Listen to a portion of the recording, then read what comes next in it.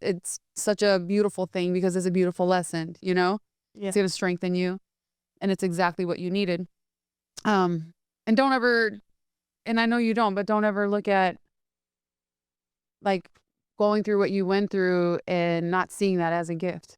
Because when you're like meant for greatness or you're meant to give back to the world, you're that light worker, you have to go through stuff. Yeah, it's what I needed. Like, Yeah. it was just the last of what I needed.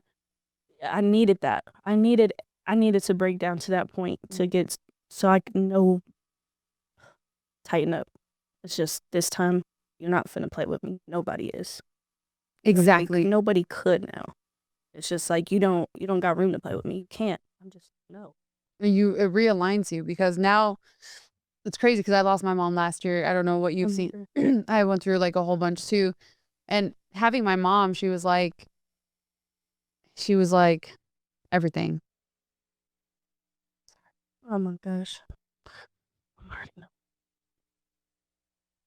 Oh,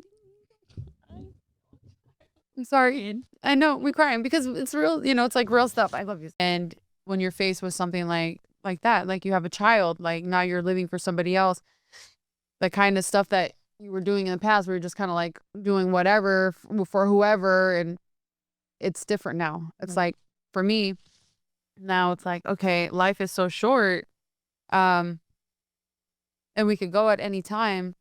What am I doing with my life? Am I going to keep living for other people?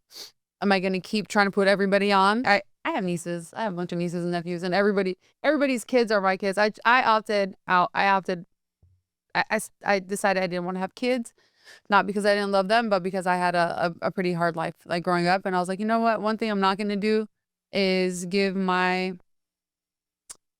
child, you know, I want to be able to give my child everything that I didn't have. And I was still kind of unstable. So I'm like, I'm not going to do that.